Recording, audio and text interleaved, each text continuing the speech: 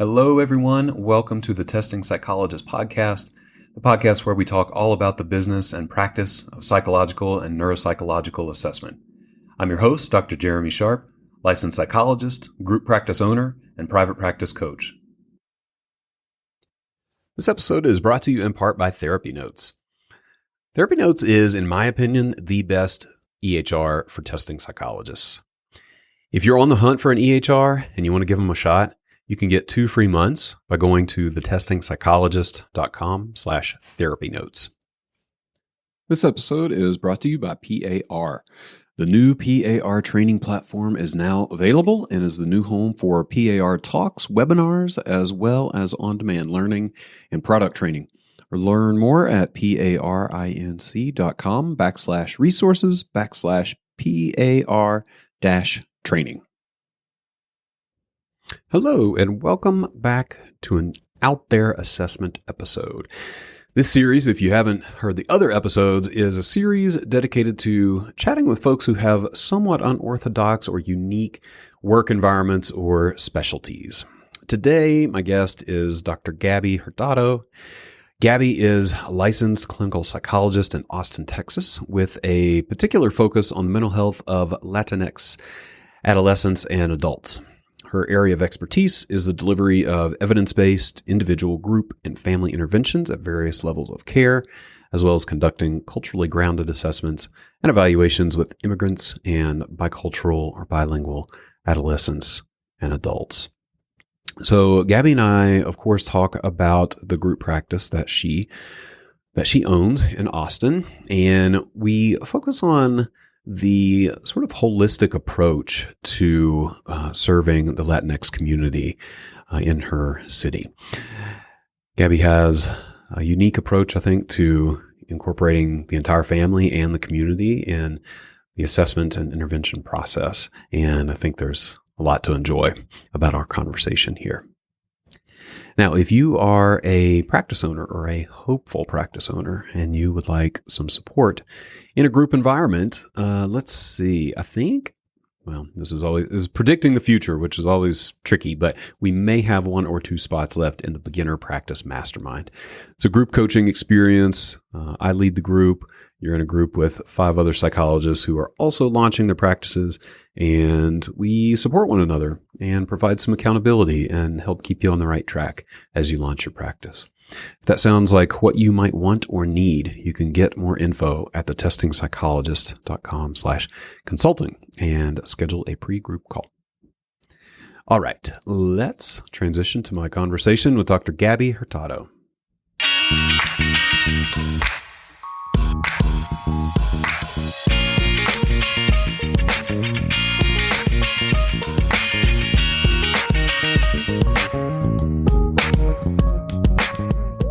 Hey, Gabi, welcome to the podcast.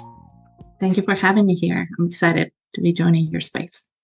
Likewise, yes. These interviews have been so fascinating, and I have no doubt that this one will be the same. It's been so cool to hear about people's different practice settings, and I'm guessing that folks are going to be really interested in what you've got going on as well. So yeah. I would love to jump right into it. So tell us about your practice setting and specialty. Absolutely. So we are a private practice located in South Austin, Texas. And most of our focus has been on trauma-informed care, especially for Latinx, Latina folks. And we're able to provide services in English and in Spanish. We do of course, individual therapy. We provide some group support as well. And outside of therapy, we provide assessments, evaluations for autism, ADHD, learning differences, as well as immigration evaluations and diagnostic. And then we also provide consultation for nonprofit organizations. We work with a lot of violence prevention, domestic violence, interpersonal violence organizations that want to embrace trauma-informed care from the bottom up and top to bottom. And so we talk about how to do the work in a way that is sustainable? How do we create infrastructures within organizations to support the staff and support leadership?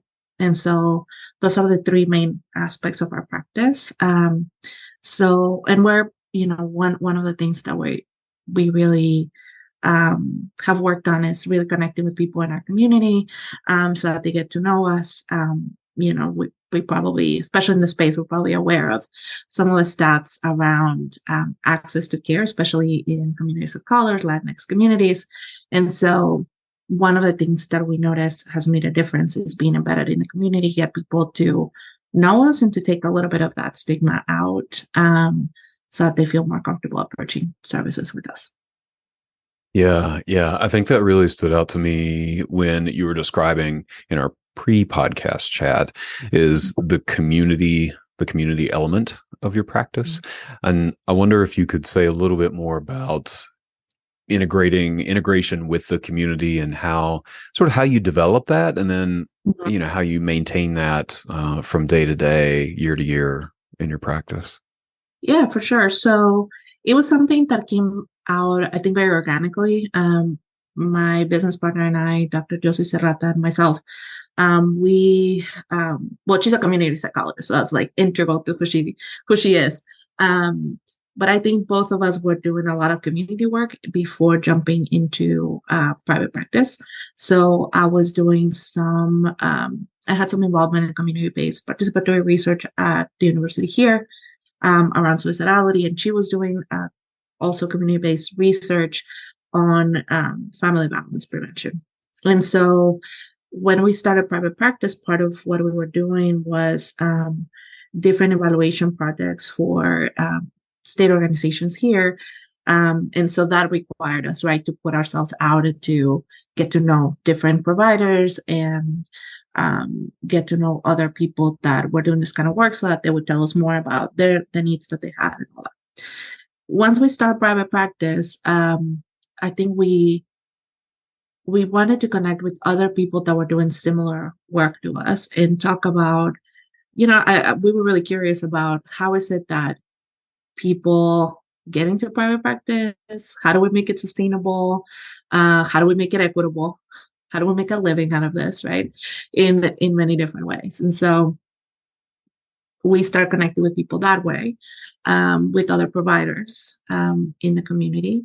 But it always felt like there was a piece of the work that was missing once we were like really focused on private practice. And I think for both of us was, just being integrated in the community. And what that means for us was really being part of different social events, right, that happen, making space for our own community when there are situations that happen that might really impact the way that we show up, right, impact mental health, impact our sense of safety, or sometimes too, right, to celebrate our culture and the different traditions that are important for us. So, for example, we started to think about hosting different events in our space. We have a small office, but it's a very cozy space for like Dia de los Muertos, which is Day of the Dead, and it's the day of remembrance and grief for our community. And so one of the things that we talked about was like potentially, inviting people that we work with. We work with a lot of healers in the community. So a lot of folks that do massage, do different kinds of therapy, right? Yoga, Reiki, all those additional or alternative approaches, because our clients, they, first of all, a lot of the healers are part of our community. And second, our clients really enjoy those services. And so we have connected already with a lot of folks. And so we were able to offer that space and really sit in our collective grief, right, and provide some very supportive spaces. And from there, we thought, well, people showed up for us, so let's show up for other people as well. And so we started by tabling at some events from our community and just putting information out there. So we had mental health brochures, right, like about what mental health looks like in our community, what are some of the signs of anxiety, depression, free resources and then our services. And we had some things that people could do for grounding, some things that they could do for, self-soothing kids. And so then we got to talk to people in that way. And then, yeah, after that, it just looked a little bit different, having coffee and having networking events. We recently did one with um, the person that hosts the Latinx directory. So that's a directory for finding Latinx therapists. And Adriana had us co-host an event here, and it was really nice to meet students, people that are doing this work in clinical settings outside of private practice, because sometimes it's hard to reach, and just being community together. And so we had hot chocolate, coffee, bread. As you can tell, like, food is a big part of our community. So coffee and hot chocolate is always kind of, and especially pan dulce or sweet bread, is always a big part of that. So yeah, we had it, and I think that has been really helpful in, one, providing that connection. A lot of our clients do come from that community, but also to provide free resources, right, and information about not only the services that we do, but how to connect with therapists, how to get those services. And then for students or early career folks, how do I connect with potential supervisors? What are some of the ways in which I can learn more about doing culturally responsive work, right? How do I connect with somebody that can really have that lens so that I can grow in that, or even bilingual supervision, so those kinds of things. So that has been helpful for sure, and very enriching. Has been great. Yeah, yeah. I mean, it sounds really meaningful to be able to be involved so deeply in the community. I mean, I think a lot of us probably go out and table a little bit or might have an open house at some point, but it sounds like y'all have put a lot of energy into that and almost like broken the barrier, so to speak, between, professional practice and the community. Like I have this image of it flows a lot more easily and fluidly. Yes.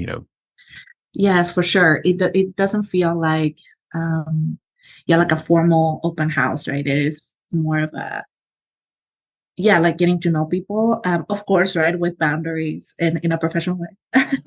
But yes, in this way that feels very real and tangible. And also it gives you a different sense too, in the open houses that we had or in the networking events, to get to know somebody a little bit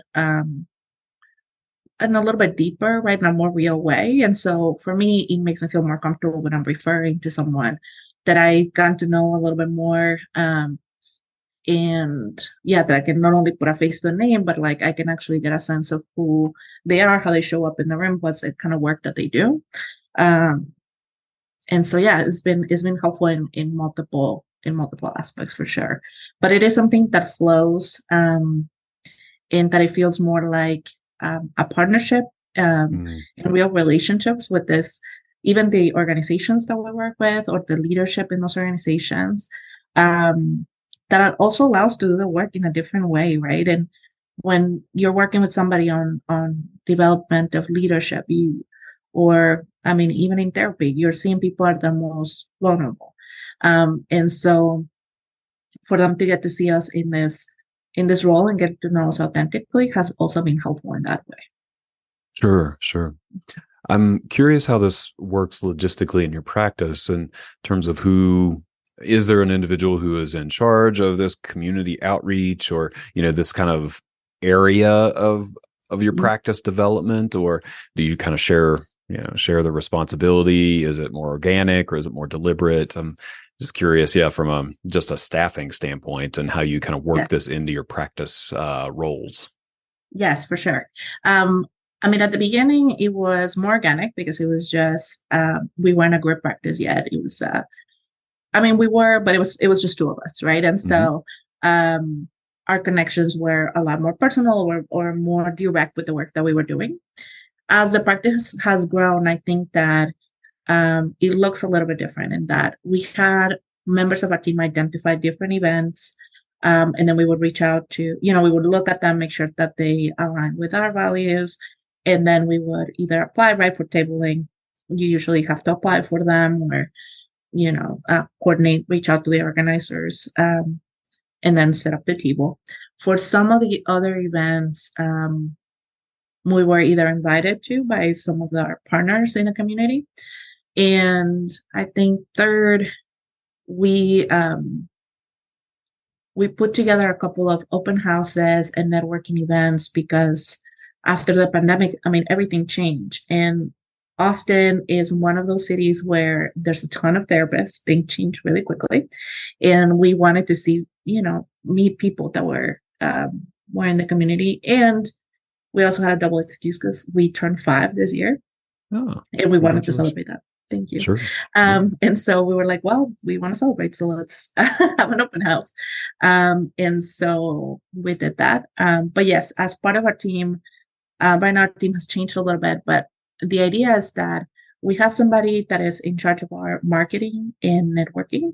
And as part of that role, they do identify certain events or certain organizations that align or do very similar things to what we do. And so we reach out to them to, one, get to know them, since our work overlaps, or to attend their events and show up for them, just getting to know them in that way. But also I think our team members are very good at identifying where their clients might be coming from, or ancillary services that their clients might need, or wanting to connect with people that do similar things to them so that they can refer out of the practice. And so they're pretty good at putting themselves out there in that way. And so there's 2 layers. And I think our team members are integral to make those networking efforts a success, because if it was only me or only Josie or only my business partner or anybody else, like, it would be pretty emotionally exhausting, because that's a lot of energy and time. So sometimes we'll rotate, either is one of us attending things, or in that way it gives us more reach, or it will be something that we organize and our team attends and they also help us host. So there's a couple of layers to that. Great. Mm-hmm. Now, another thing that you mentioned during our chat beforehand is that you also, it sounds like, take a little bit more of a community approach or family friendly approach to the assessment process or the treatment process. And I would love for you to talk about that, because that really caught my interest. Let's take a break to hear from a featured partner. Y'all, there are so many EHRs out there to choose from. That's why I am happy to endorse Therapy Notes as what I consider to be the best EHR for testing psychologists. The note templates that are embedded are usable right out of the box for testing folks. We don't have to do any customization, and that is so valuable. Beyond that, Therapy Notes is a full-featured EHR. It handles scheduling, billing, insurance claim submission, notes, documentation, everything. They also recently rolled out custom forms, which means that you can create your own intake paperwork to send to clients through their client portal. If you'd like to consider Therapy Notes, which I would highly encourage you to do, you can get 2 free months by going to thetestingpsychologist.com/therapy notes. That's thetestingpsychologist.com/therapy notes. I'm excited to tell you about PAR's all-new PAR training platform, an elevated online learning environment with everything you need in one place. This is the new home for PAR Talks webinars, many of which offer APA and NASP-approved CEs, and also houses on-demand learning tools and PAR product training resources. Best of all, it is free. Totally free. To learn more, visit parinc.com/resources/PAR-training. All right, let's get back to the podcast. For sure. So our practice is, originally started with a very much focus on complex trauma.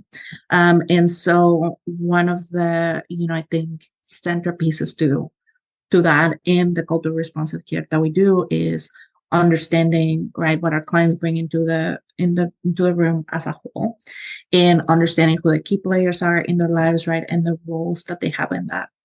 And so one of the things that it is important to us is, one, understanding not only the support and if they're satisfied with that level of support, but what support looks like, and who are going to be safe people or people that are really going to be, I think, key in their either recovery or in whatever stage they're in when they see us.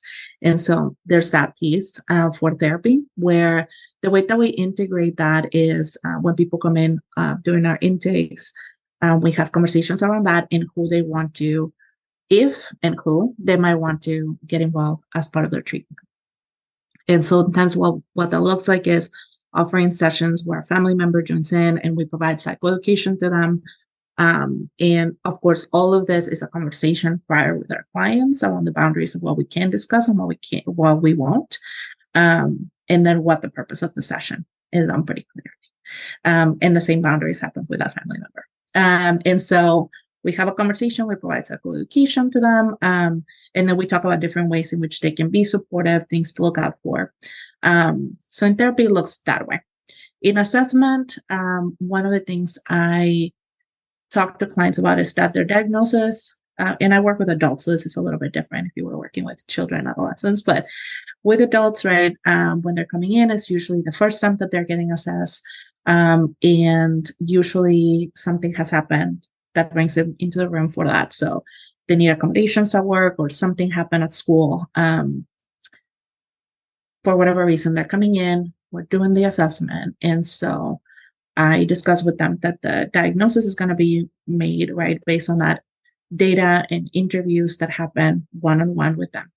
And there's going to be family members that know them really well and that can provide information about their neurodevelopment that would be super helpful, but they don't have to have them join. But if they know somebody that is going to be supportive of them, that can really see them, that really they feel safe with, if they want to integrate them into the assessment process, they can. And so what that means is I either have them join one of the sessions as I'm doing clinical interviews and they provide extra information, or sometimes I'll meet with them separately to talk about, what their perspective is or what are some of the things they're noticing. And then for feedback sessions, we always offer the adults the ability to bring someone that they feel comfortable with, a family member, partner, friend, someone that is going to be helpful. And then we have them come in. And again, there's a lot of preparation about what the session looks like, right? And the brief before and after for that. Or sometimes even clients have asked, like, can you have like a section of, do you have resources for my partner or resources for family members?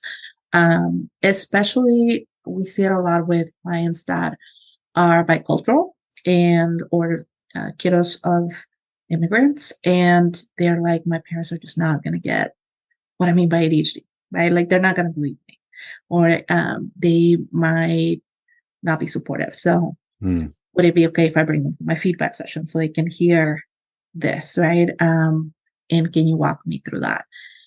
Or can you give me resources that they can read or listen to, or talk about how I might have this conversation with them.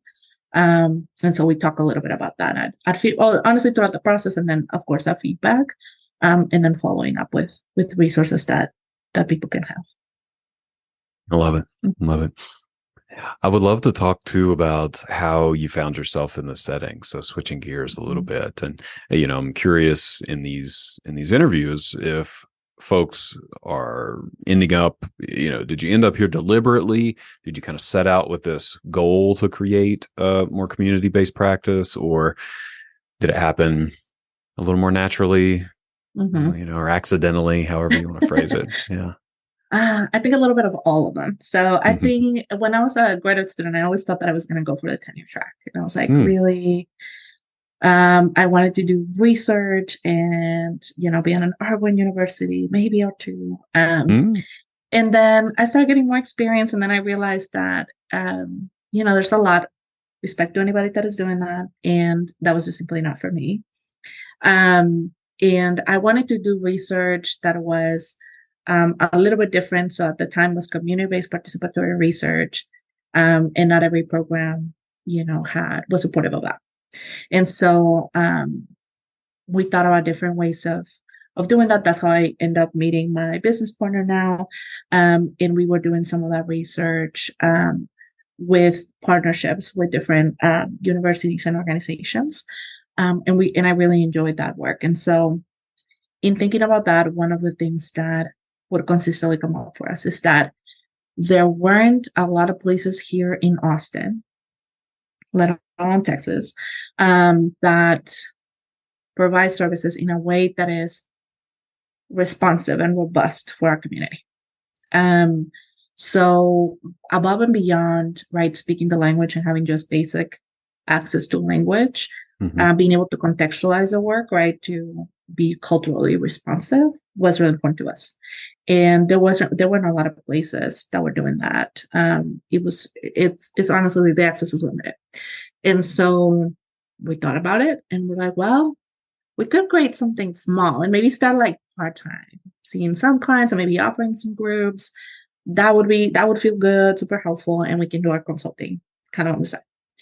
And we went to a workshop of we had no idea how to do private practice because she was in a national organization as a research director, and I was a postdoc at the time.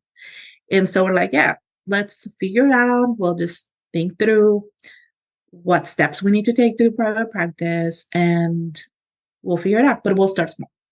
Well, we leave that talk, and she's like, well, I saw this building. They have an office. Let's go walk it. Let's go see it. Right now, we don't have to decide anything. Of course, we go. We loved it. And of course, we signed a lease. On that moment, we applied to be on the lease and we submitted applications. We're like, well, what can happen? Might as well secure it. It's a great location. We get it. And we're like, okay, so I guess we're signing a lease. So that means now we have to do this. And we're like, well, why not? What is holding us?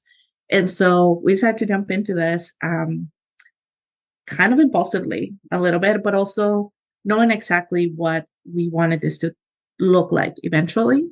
I don't think that either of us thought about private practice. And I think a lot of that was that we didn't understand what we could do, right? We always thought of, well, it's just going to be seeing clients one-on-one for individual therapy.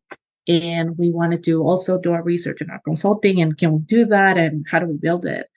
So that's how we landed here. And at first it was just the two of us. And now we've had a few clinicians join us and be part of our team. And it's been, I'm going to say a little bumpy, but very rewarding. And, it's something that has become really fulfilling to be able to do these different things that we wanted to do and put them under this umbrella that is Berkeley Fair. Yeah, I'm so glad to hear that. Yeah, it's always a little bumpy, and there's always a little impulsivity, I think, in private practice. So yes. Nobody tells you that, though. Nobody tells you that. So I think these conversations are helpful to see how other people, landed here, and then also what I think what other practices look like, right, and what you can do. Absolutely, yeah. What do you love about this work that you're doing and the way that you're doing it, the environment? I love that it's authentic. I love that I'm really enjoying working with folks right now that are in their journey to get assessed, right, and learn more about neurodivergence and receive support. I'm really enjoying that. It feels like a continuation of some of the things I did in grad school and the continuation of some of the work that I did in my postdoc. And so it feels, really authentic, and also eclectic, because it feels like there's a little bit of a few things happening. And so that keeps me motivated for sure. I need to be doing a few things. Yes, I can identify with that. Yeah. Yes. What about things that are a little less desirable about this type of work? Is there anything that you would say that you don't love? I mean, I don't love report writing. I will say No. that. I don't totally love it. No, but I think that the uncertainty sometimes of what, because we change a lot of different processes, and it's been a lot of trial and error. Okay, this works, this doesn't. And there isn't really like a roadmap, right? Of like, this is exactly what I need to do, and this is what it's going to result in. And so I think that holding that uncertainty in this kind of work is hard at times. Yes. Yeah. Most of it. Mhm. What about, so as we start to close, Mhm. interested to hear if you have any recommendations or resources for folks who might want to go this direction with their own practices, anything that has been helpful for you or that you've learned over the years that you might be willing to share with others.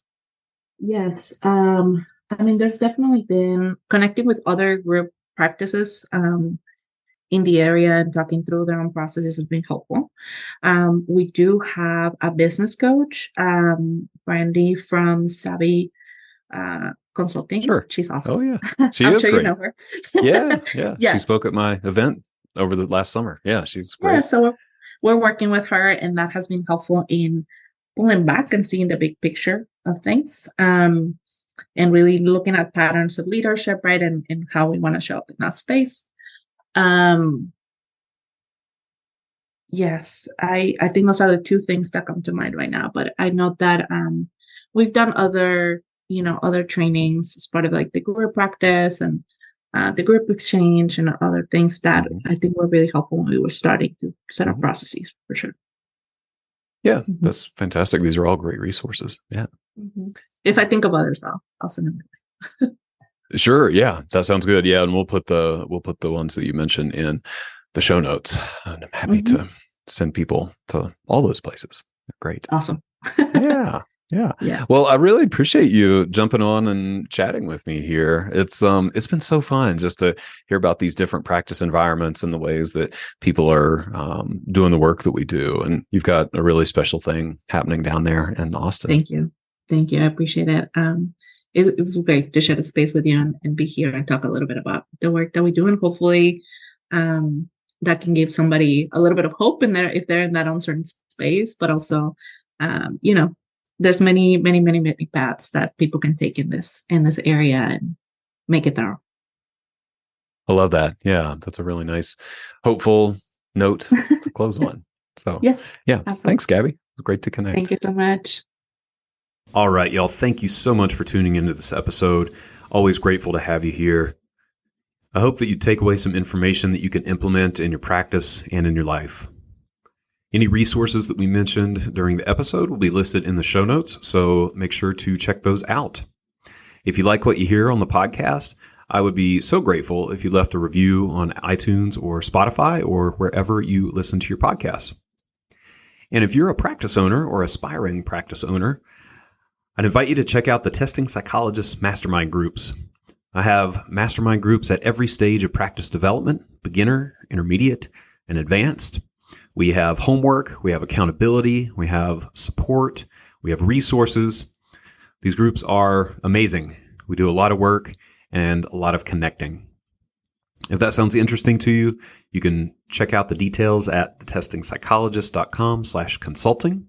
You can sign up for a pre-group phone call and we will chat and figure out if a group could be a good fit for you. Thanks so much.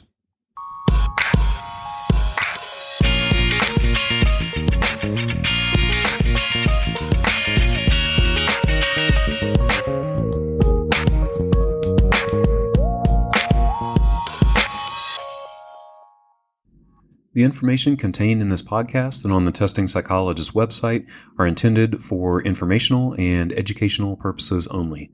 Nothing in this podcast or on the website is intended to be a substitute for professional psychological, psychiatric, or medical advice, diagnosis, or treatment.